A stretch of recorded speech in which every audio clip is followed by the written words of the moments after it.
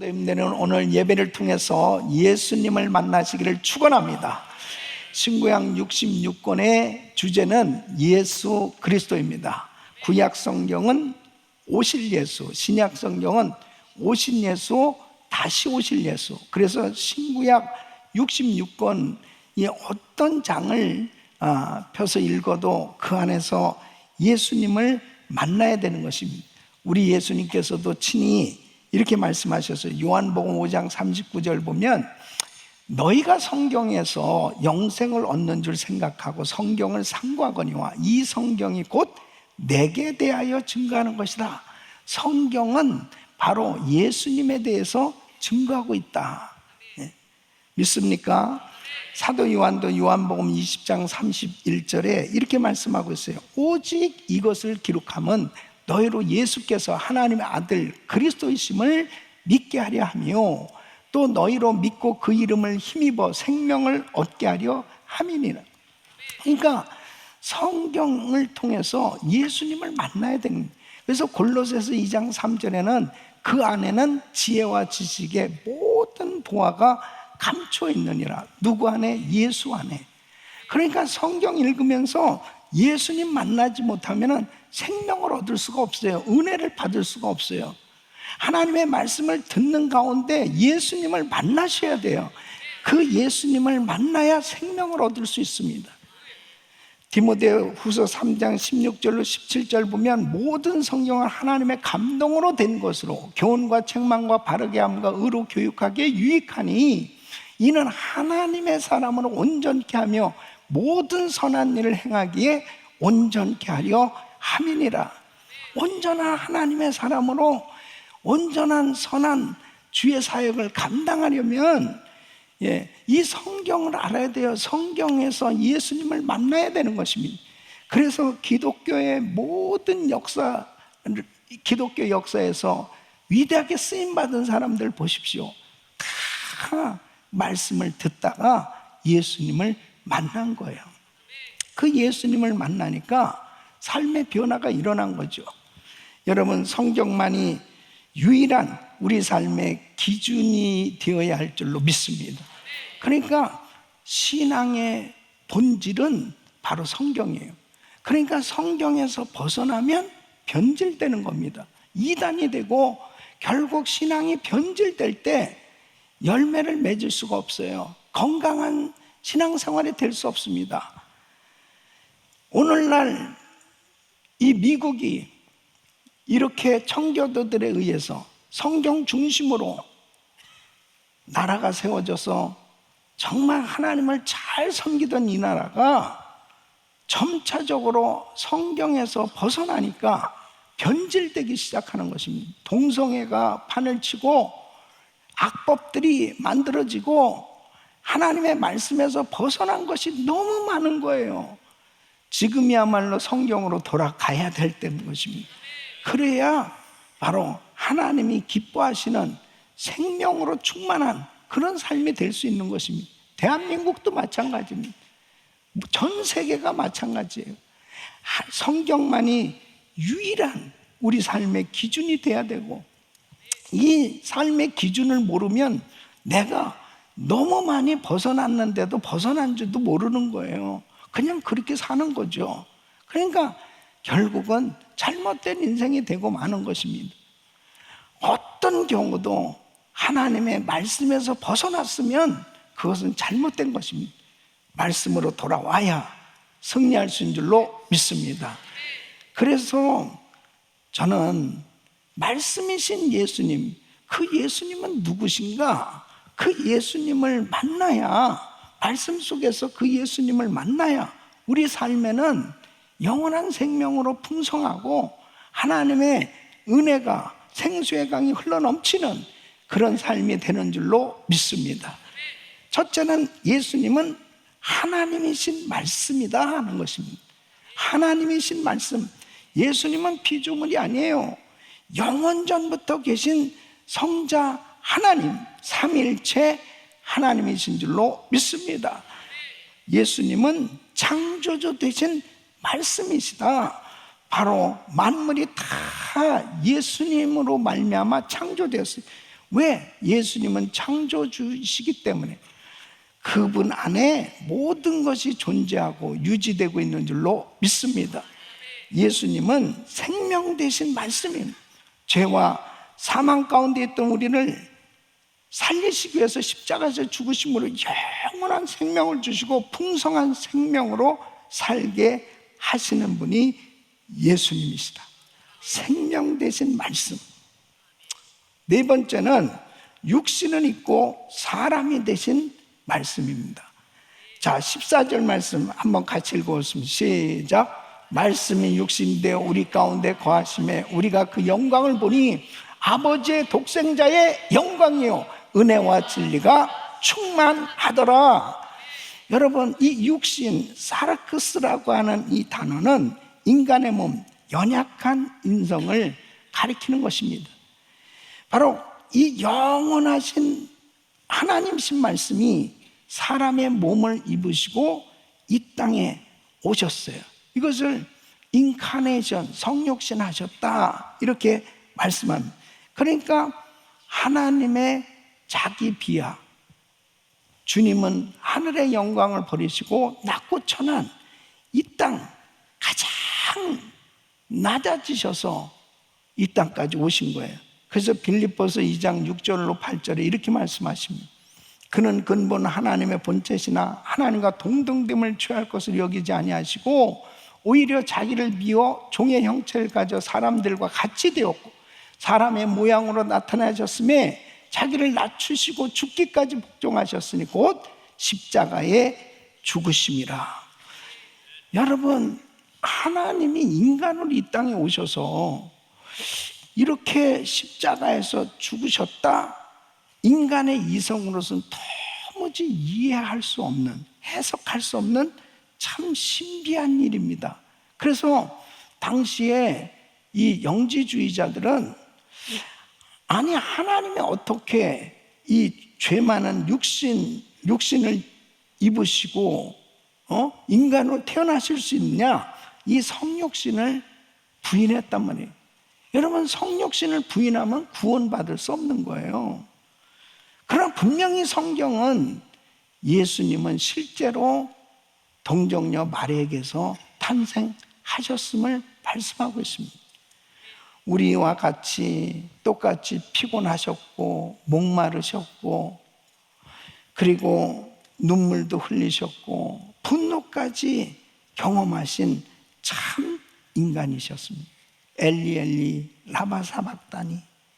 절규하신 사건은 바로 우리 예수님은 참 인간이시면서 바로 주님이 인간이시기 때문에 고통을 당하시는 그런 모습을 보여주고 있습니다.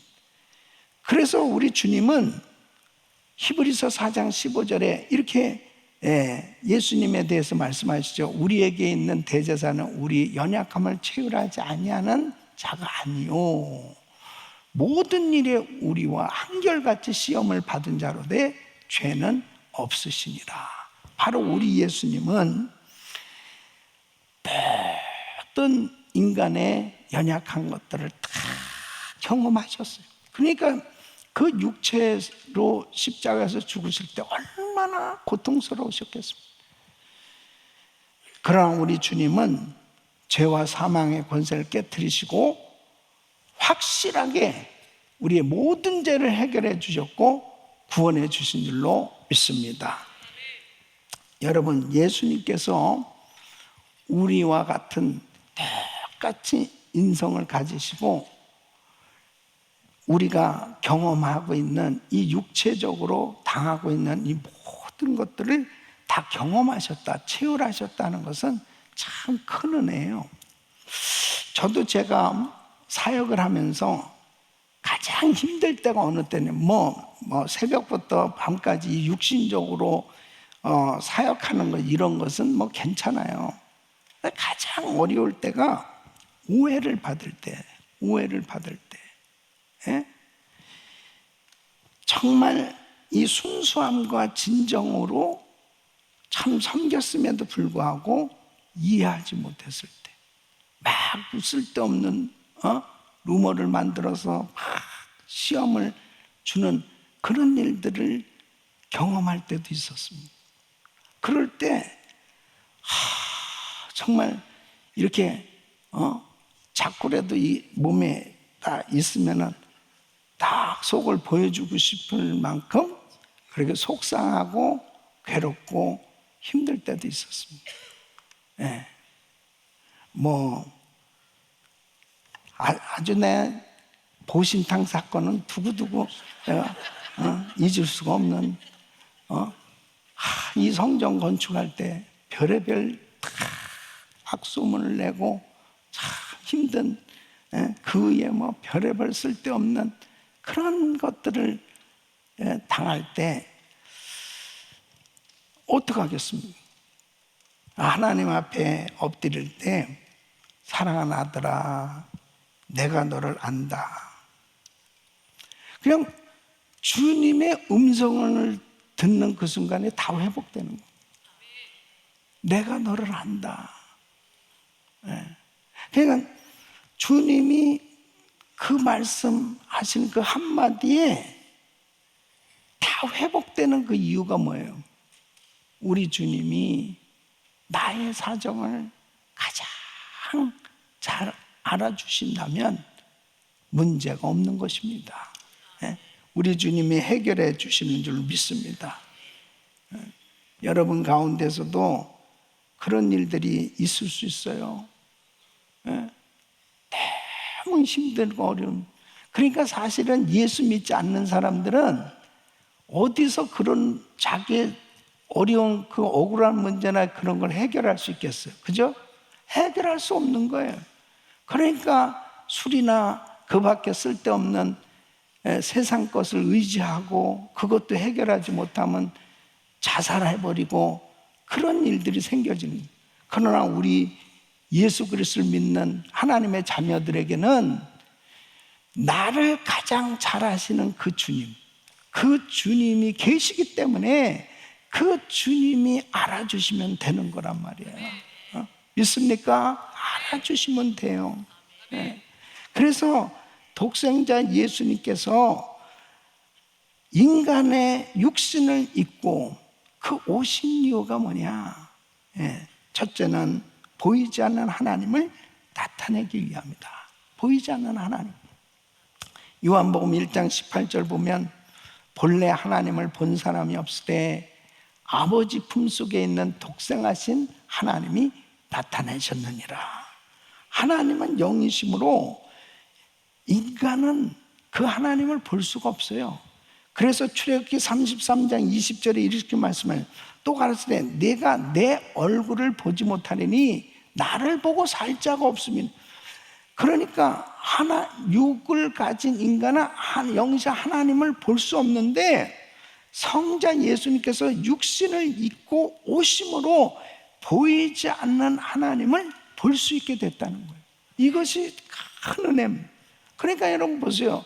예수님이 이 땅에 오셔서 병자를 고치시는데 아니 인간이 고칠 수 없는 병, 나병 환자라든지 소경된 자라든지 어떻게 사람들이 고칠 수 있습니까? 의학적으로 고칠 수 있어요? 없어요. 그런데 우리 예수님이 하나님이신 분이 친히 역사하시니까 고침받는 놀라운 일이 일어나는 거죠. 눈에 보이는 그 하나님이 일하시는 거예요. 오늘도 그분이 일하신 줄로 믿습니다. 그래서 설교 시간에 굉장히 중요한 것이 뭐냐면 하나님의 말씀이 들려질 때 기적이 일어나는 거예요. 이번에도 교회마다 참 집회하는 교회들마다 역사가 일어나기 시작하는, 치유의 역사가 일어나고 영혼이 살아나고 할렐루야. 예수님께서 오병이의 기적을 베푸신 것은 그 예수님이 누구시냐 하는 것을 보여주신 사건 아니에요? 인간이 오병이의 기적을 행할 수 있습니까? 바로 사람들이 그 예수님을 보면서 하나님을 보게 된 거죠. 이것이 은혜인 줄로 믿습니다. 속죄의 죽음을 위해서 오신 거예요. 요한복음 1장 36절 보면 보라 하나님의 어린 양이로다. 하나님의 어린 양. 유일하신 우리 예수님께서 유월절 어린 양처럼 피 흘려 인류의 죄를 대속하시기 위해서 이 땅에 오신 거예요. 인간으로 오시지 않으면 피를 흘리실 수 없어요. 우리 예수님은 속죄의 죽음을 위해서, 사람들은 살기 위해서 태어났지만 우리 예수님은 죽기 위해서, 드려지기 위해서 이 땅에 오신 것입니다. 그래서 에베소서 1장 7절에 보면 우리가 그리스도 안에서 그의 은혜의 풍성함을 따라 그의 피로 말미암아 구속 곧 죄사함을 받았으니, 십자가에서 찢기고 피 흘리신 육체의 고난은 우리의 죄와 저주와 사망에서 해방된 줄로 믿습니다. 그래서 히브리서 2장 14절로 15절에 이렇게 말씀합니다. 자녀들은 혈육에 함께 속하 있습니다. 그도 또한 한 모양으로 혈육에 함께 속하심은 사망으로 말미암아 사망의 세력을 잡은 자 곧 마귀를 없이 하시며, 또 죽기를 무서함으로 일생에 매어 종노릇하는 모든 자들을 놓아주려 하심이니. 할렐루야. 그분의 피 흘리심은 우리의 구원의 역사를 이룬 줄 믿습니다. 우리 예수님이 우리의 연약함을 채우려 하시기 위해서 이 땅에 오셨다는 것은 우리에게는 엄청난 은혜인 거예요. 히브리서 4장 15절 우리 다시 한번 읽어보겠습니다. 시작. 우리에게 있는 대제사장은 우리의 연약함을 채우려 하지 아니한 자가 아니요 모든 일에 우리와 한결같이 시험을 받은 자로되 죄는 없으시니라. 아멘.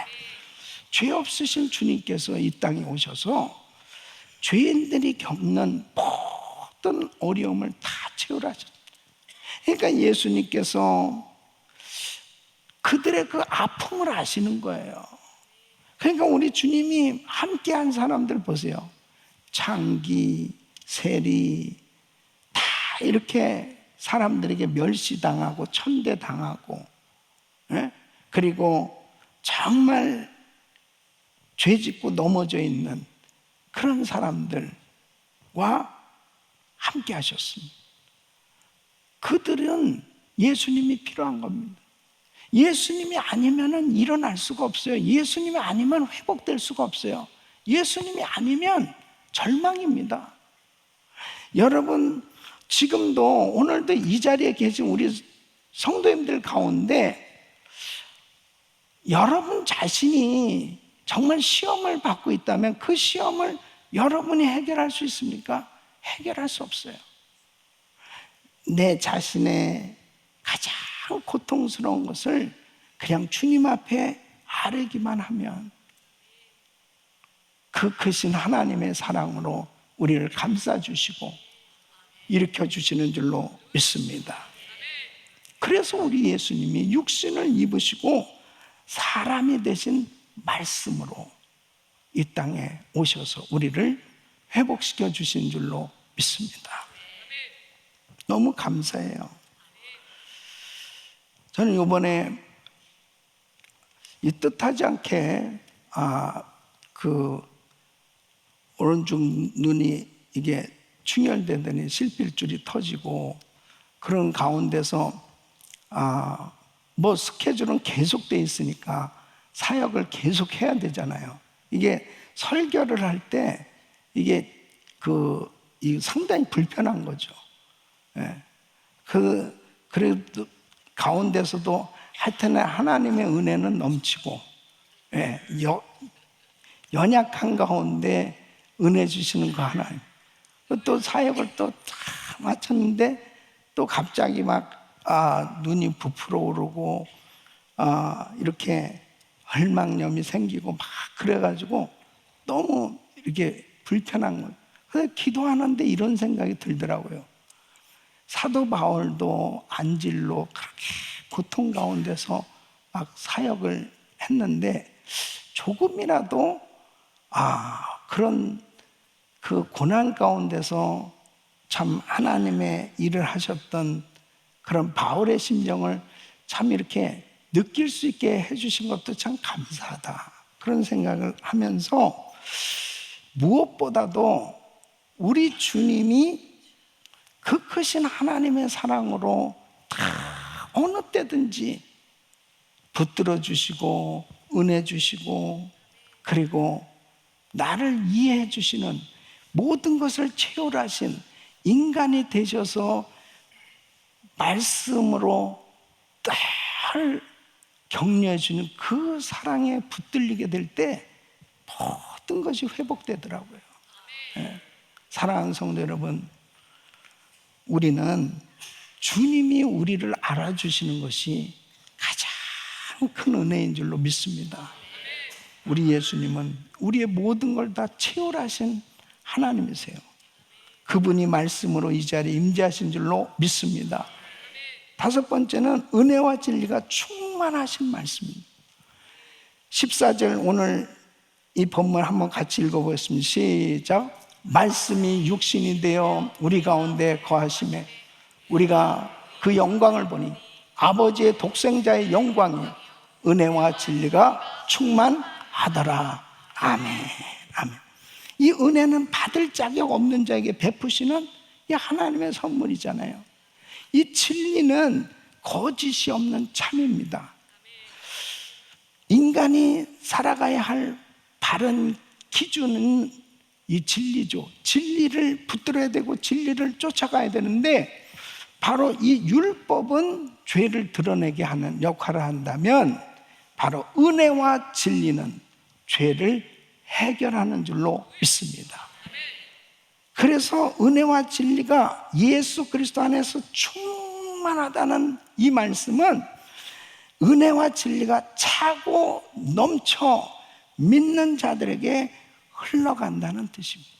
그러니까 여러분, 죄를 사해 주시고 사망과 저주에서 해방케 해 주시고 하나님의 뜻을 따라 살아갈 수 있는 이 능력은 은혜와 진리로 충만할 때 우리들 자신만 해결되는 것이 아니고 흘려보내는 이런 역사가 일어나는 줄로 믿습니다.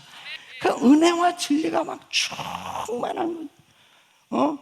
병자들을 고치고 제자들을 부르시고 그리고 그 제자들이 예수를 버리고 도망가도 우리 주님은 끝까지 그들을 사랑하셨고 부활하셔서 그들을 다시 회복시켜 주시고 다시 성령 충만함을 주셔서 위대한 주님의 제자들로 세우신 줄로 믿습니다.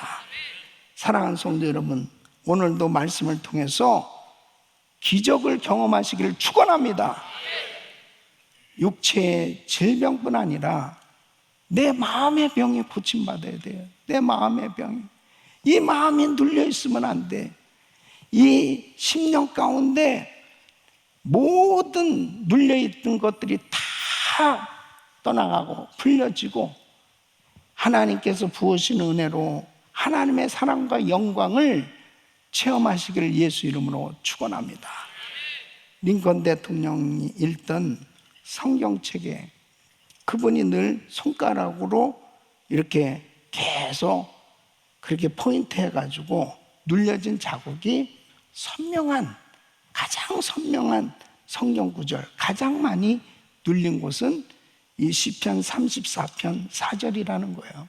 내가 여호와께 구하매 내게 응답하시고 내 모든 두려움에서 나를 건지셨도다. 남북전쟁과 수많은 그런 시련과 어려움이 있었어요. 그때 이 링컨 대통령은 이 말씀을 붙들고 용기와 소망을 잃지 않고 일어났다는 것이, 힘들 때마다 이 말씀을 붙들면 은혜와 진리가 충만해지는 것입니다. 내가 여호와께 구하매 내게 응답하시고 내 모든 두려움에서 나를 건지시리로다. 우리 성도들 마음 가운데 두려움이 있다면 두려움에서 건져주시는 우리 주님, 세상을 이기신 우리 주님, 그 주님의 은혜로 다 회복되시기를 축원합니다. 축원합니다. 말씀을 붙들어야 사는 거예요. 일어나는 거예요. 그 말씀이 자기를 살린, 말씀을 보내사 위경 가운데서 나를 건지셨도다. 우리 사랑하는 성도 여러분, 오늘 다 회복되시길 예수 이름으로 축원합니다. 축원합니다. 하나님께서 여러분에게 말씀을 주실 때 그 말씀을 붙들어야 돼요. 그 말씀이 우리를 살리는 겁니다. 그 말씀이 우리를 회복하는 거예요. 인간이 아무리 격려하고 위로해도 잠시뿐이에요. 그러나 하나님의 말씀을 붙들면 그 말씀이 확실하게 회복시켜 주신 줄로 믿습니다. 여섯 번째는 완성을 이루신 말씀이시다 하는 것입니다. 예수님은 십자가 위에서 마지막으로 말씀하셨어요. 요한복음 19장 30절에 다 이루었다 하시고, 다 이뤘다. 테텔레스타이, 이 완료 시점, 다 이뤘다. 구원의 역사가 이미 완성되었다, 이렇게 선포하시는 것입니다. 구약은 이날을 기다린 거죠. 이 율법과 제사는 바로 예표 아니겠습니까? 계속 동물을 잡아서 계속해서 제단에 올려드리는, 이제 어린 양 대신 예수 단번에 그분을 들이심으로 인해서 이제 확실한 영원한 속죄가 이루어지는 거 아니에요? 그래서 예수님은 다 이뤘다, 이제 다 이뤘다. 히브리서 10장 12절에 오직 그리스도는 죄를 위하여 한 영원한 제사를 드리시고 하나님 우편에 앉으사, 완전히 이루신 거죠. 그래서 예수님은 계시록 22장 13절에 이렇게 말씀합니다. 나는 알파와 오메가요, 처음과 나중이요, 시작과 끝이라. 우리 예수님은 말씀으로 천지를 창조하셨고, 우리 예수님은 말씀을 통해서 구원 사역을 성취하셨고, 우리 예수님은 말씀을 통해서 모든 종말과 심판을 이루시는 줄로 믿습니다. 그래서 이사야서 55장 11절에 이렇게 말씀하고 계세요. 내 입에서 나가는 말도 헛되이 내게로 돌아오지 아니하고 나의 뜻을 이루며 나의 명하여 보낸 일에 형통하리라. 말씀은 그대로 이루어진 줄로 믿습니다. 우리 사랑하는 성도 여러분, 말씀 붙들어야 사는 거예요. 말씀 붙들어야 모든 역사가 일어나는 것입니다. 우리 주님은 십자가에서 다 이뤘다 하신 대로 재림의 날 때도 역시 다 이루어졌다라고 선포하실 줄로 믿습니다. 그래서 우리 주님 오시는 그날은, 재림하신 그날은 심판의 날일 뿐 아니라 구원의 날, 구원받은 우리에게는 영광의 날이 될 줄로 믿습니다. 사랑하는 성도 여러분, 우리는 성경으로 돌아가야 돼요. 말씀으로 돌아가야 돼요. 항상 우리들 자신의 신앙을 다시 한번 점검해보고, 절대로 이 세상적으로 이건 일리 있는 말이야, 이것은 인간이기 때문에 어쩔 수 없어, 막 이렇게 그냥 타협해버리는 일들이 생겨지면 안 돼요. 그것 때문에 결국 망하는 겁니다. 적게 타협한 것이 결국 나중에는 큰 화를 당하게 되어 있습니다. 말씀에서 벗어난 부분이 있다면 철저철저하게 돌이켜서 성경으로 돌아와야 되는 것입니다. 그리고 그 말씀 붙들면 세상이 뭐라고 그래도 반드시 말씀이 우리를 지켜주시고, 말씀으로 우리는 회복될 것이고, 말씀으로 승리하게 될 줄로 믿습니다.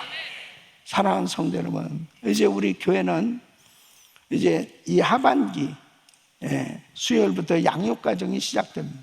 내일부터 이제 선교학교가 개강되고 많은 양육과정들이 시작되고, 또 이제 그레이스타임 매일같이 말씀을 묵상하면서 우리가 뭐 여러 가지 많은 사역들을 하고 있지만 항상 우리의 중심은 하나님의 말씀, 그 말씀으로 기준해서 말씀으로 분별하고 말씀을 붙들고 가면 어떤 상황에도 말씀이 우리를 지키시고 승리하도록 축복하실 줄 믿습니다. 이번 양육과정에도 우리 모든 성도들이 참여하실 뿐 아니라 또 늘 예배 가운데 그 말씀을 붙드셔야 돼요. 이 말씀 대신 하나님을 만나야 우리의 모든 인생은 그분이 주시는 그 은혜 가운데 승리하게 되는 줄 꼭 믿으시고 늘 마음 가운데 생수의 강이 흘러넘치는 그 은혜와 진리로 충만한 삶이 되시기를 예수 이름으로 축원합니다.